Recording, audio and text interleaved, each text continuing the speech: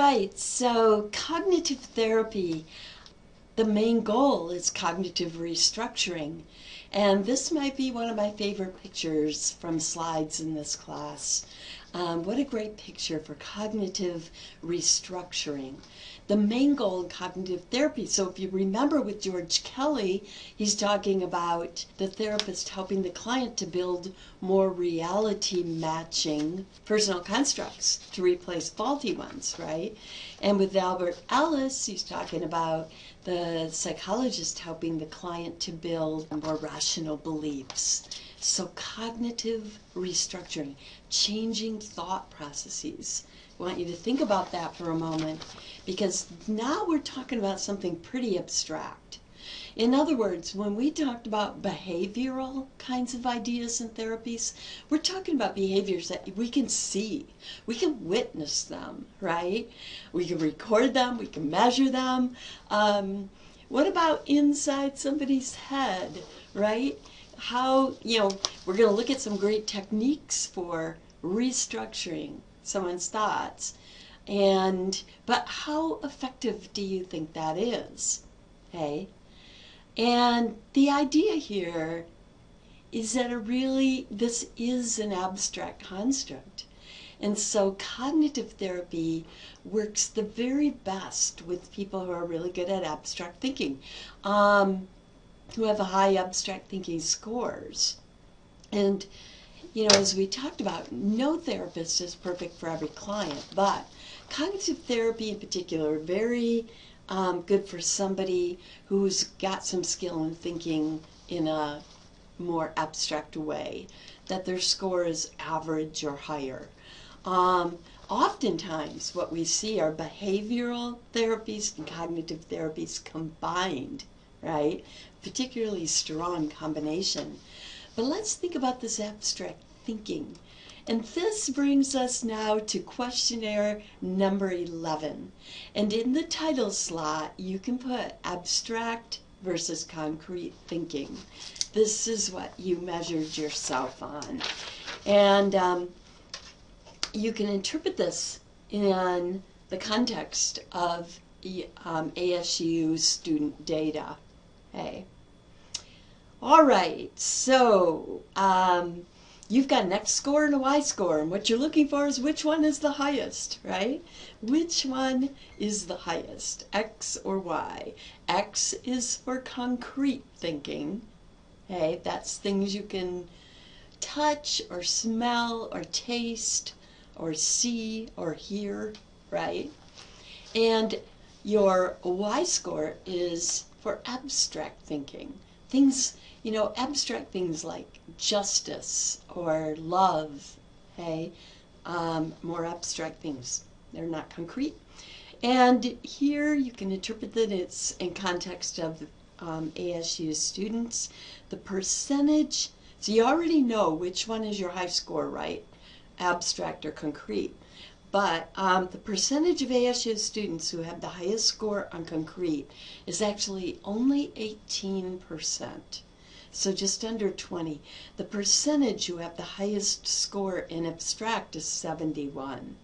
Okay, and the percentage who are equal on both, so just a couple points off on either one, is about 11%. So if you're only 5 points off on either one, from each other, then you would belong in this middle category of being equal on both. Why do you think it is that we have such a high percentage of when it comes to abstract thinking? And if you guessed because they're college students, you're right. And you think about it, only about 30% of high school students go on to get a higher education degree. And usually people who are good at abstract thinking tend to do so. Okay. And we're going to look at 3 different examples of cognitive therapy. We're going to start out here with Kelly's fixed role therapy. Kelly, so this is George's therapy, right? And a lot of followers today still doing this kind of therapy. And notice that his is two different steps, and it starts with something that is called the rep test. Okay, the rep test.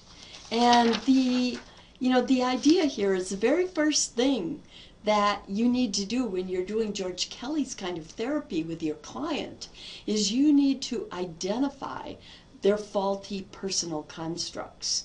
It might be one, it might be more than one, but you need to identify them before you can start working to change them. Okay, and that is what the rep test is for. And we don't, the actual test is very cool. It is very different from the types of skills that you've been taking. But it's beyond the scope of this class to really go into it. So if you're interested in that, though, you can look it up online. You can look at Kelly's rep test, or you can even go into the Psych Info database and look for Kelly's rep test. But it really is a very cool test that helps the client and the therapist together to identify the client's faulty constructs. Okay? Now, once you've identified those, the second step is called the moccasin technique. The moccasin technique, what is that? Well, there's a really famous saying that goes like this: you really don't know somebody until what? And some of you might have said, until you walk a mile in their shoes. But that actually originated until you walk a mile in their moccasins. Okay, and that's why this is called the moccasin technique, because the second step in George's therapy is role playing. So the therapist and the client create an imaginary person. And this imaginary person, the client helps name this person too. So they have a different first name. And this imaginary person is one who believes the more rational personal construct, the more reality matching one. So let's say that the client believes that people are generally not trustworthy. And that's what's really been messing things up in their life. And now they really want to turn this around, but how do you turn this around? I mean, do you really have control of your beliefs? Well, Kelly showed a really interesting way that many clients can gain a new personal construct using role play. So let's say that the client's name is Joe and they come up with the name Sam for their imaginary person. And Sam, has a personal construct that he holds and views the world through, which is people are generally trustworthy. Okay?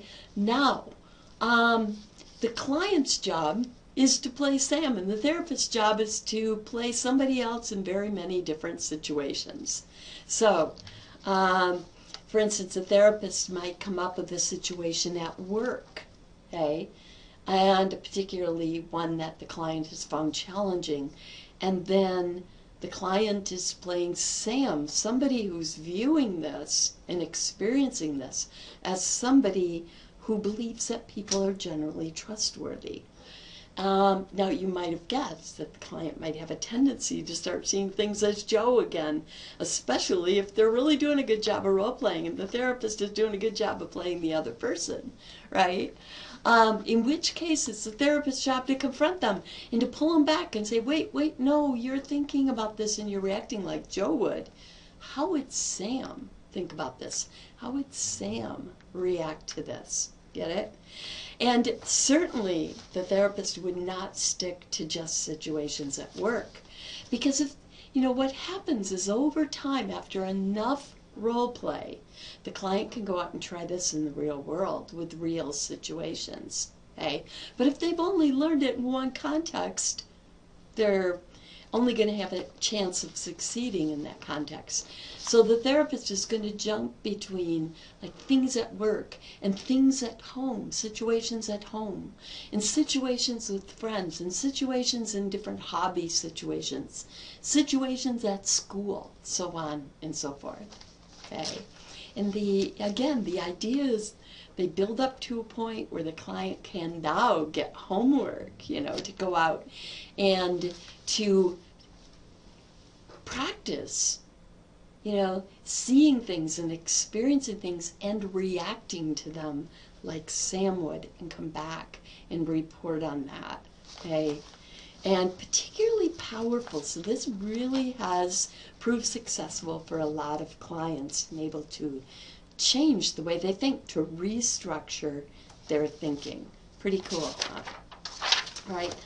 Now, also we've got Ellis's rational emotive therapy. Ellis's rational emotive therapy is based on that ABC again, right? The activating experience, the irrational belief, and the consequential emotion. So I want to quiz you on this for a moment. According to Ellis, clients come into therapy complaining about what? Okay, so pause this and see if you remember. Okay, and the answer is the consequential emotion. Remember, we looked at the example of depression, right? Okay, so they would complain, for instance, about depression. Now, your next question, the therapist asks them, why are you depressed? Why do you have this consequential emotion, in other words? Okay, and what do they respond with? According to Ellis, they tend to respond with, again, pause the video until you know the answer, or think you know it, and the answer is the activating experience. In our example, it was a divorce many years before. Right? What they don't tend to come up with is the real cause, the immediate cause, which is the irrational belief. In our example, that irrational belief was, nobody is ever going to love me again. Right? So it's a therapist's job to bring out that irrational belief. Okay? To bring it, to discover it, and then to bring it into the client's consciousness so that you can confront the logic in it. So very similar to Kelly's, except now we're focusing on more narrow beliefs. Beliefs usually about the self, or certain other people in the world, or certain relationships. Another example of this is, let's say that somebody comes in for therapy and they are coming in for therapy because they're really anxious about their marriage. So anxiety would be the consequential emotion. In the activating experience, when you ask them, why are you anxious about your marriage? Why do you think your marriage might be in trouble? They say, because we tend to argue. And after talking to them more, you find out that they tend to hold an irrational belief that they have to, and their spouse need to agree on everything in order to have a good marriage, right? Which really is irrational. And it brings me back to a really interesting memory because when I have a partner who's all the way across the country, and there was one time in academia, that's not unusual that you need to live apart for a certain number of years, but before you can live together.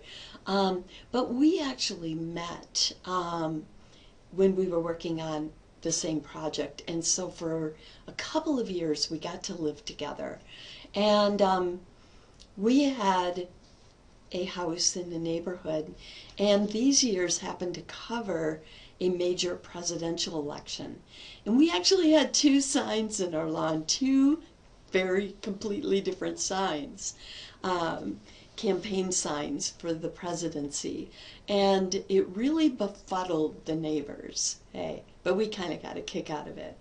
But the idea here is to get the client to see the rationality that you guys don't have to agree on everything to have a really good relationship, right?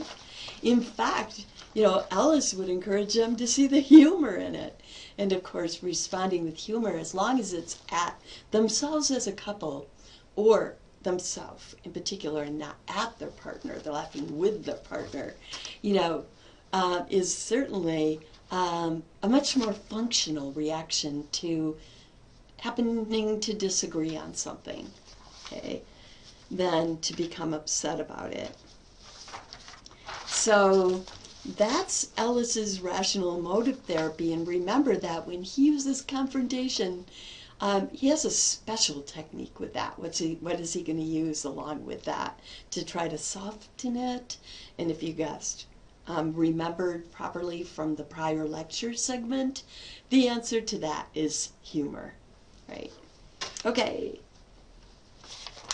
Now, a third example of a cognitive therapy is one that can be used with other therapies or by itself.